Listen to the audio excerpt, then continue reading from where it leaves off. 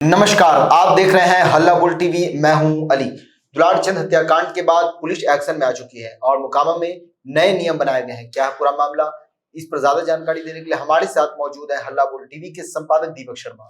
देखिए, वहाँ जो नियम बनाए गए हैं वो नियम ये है अली जी कि वहाँ कोई भी प्रत्याशी जो चुनाव प्रचार करेगा उसे पुलिस की निगरानी में चुनाव प्रचार करना होगा, क्योंकि जिस तरह से चुनावी हिंसा में दुलारचंद यादव की जान गई है, इसके बाद प्रशासन पर भारी दबाव है, पुलिस पर भारी दबाव है। इसलिए पुलिस प्रशासन ने ऐसे नियम बनाए हैं कि अब चाहे अनंत सिंह चुनाव प्रचार करें, सूरजभान चुनाव प्रचार करें या फिर जन स्वराज के कैंडिडेट पीयूष प्रियदर्शी चुनाव करें, सभी प्रत्याशी या कोई दूसरा प्रत्याशी चुनाव करे दूसरी पार्टियों के, जो भी प्रत्याशी चुनाव प्रचार करेगा उसे पुलिस की निगरानी में, पुलिस की सुरक्षा में चुनाव प्रचार करना होगा, ताकि अगर किसी तरह की तनाव की स्थिति बनती है तो पुलिस मामले को सुलझा सके।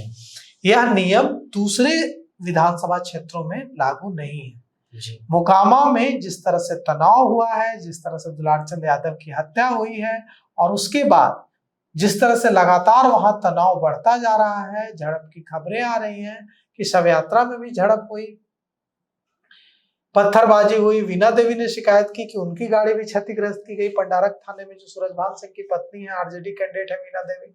उसके बाद अली पुलिस ने यह फैसला लिया है, प्रशासन ने यह फैसला लिया है कि जो भी प्रत्याशी चुनाव प्रचार करना चाहता है वो चुनाव प्रचार करे, लेकिन उसको पुलिस की निगरानी में चुनाव प्रचार करना होगा। इसके अलावा वहां एक और नियम बनाया गया है कि चुनाव प्रचार की वीडियो रिकॉर्डिंग कराई जाएगी, वीडियो रिकॉर्डिंग की जाएगी सिर्फ मोकामा के लिए। जब प्रत्याशी चुनाव प्रचार करेंगे तो वहां जो मौजूद पुलिसकर्मी होंगे वो पुलिसकर्मी उसकी रिकॉर्डिंग करेंगे।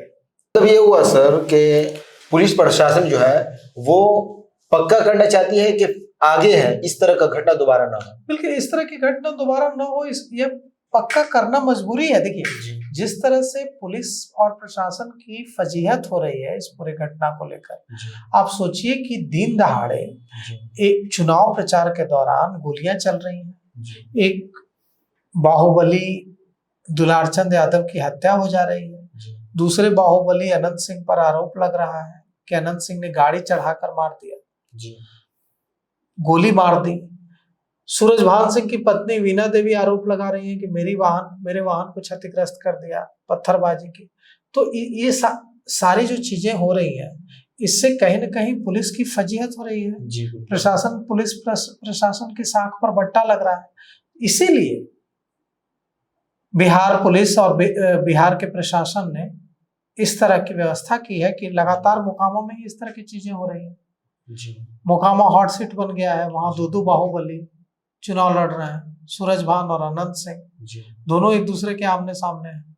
तो ऐसे में अब सवाल ये उठता है कि एक तो घटना हो गई, एक व्यक्ति की तो जान चली गई, फिर आगे न जान जाए, इसकी व्यवस्था तो पुलिस प्रशासन को करनी होगी। इसी के लिए ऐसी व्यवस्था की गई है कि अब जो भी चुनाव प्रचार करेंगे उनके साथ पुलिसकर्मी मौजूद होंगे चुनाव प्रचार के दौरान, और पूरे चुनाव प्रचार की वीडियो रिकॉर्डिंग कराई जाएगी, ताकि अगर किसी तरह की गड़बड़ी होती है, किसी तरह की हिंसा होती है, तो जो उसमें संलिप्त लोग हैं उनकी आसानी से पहचान की जा सके।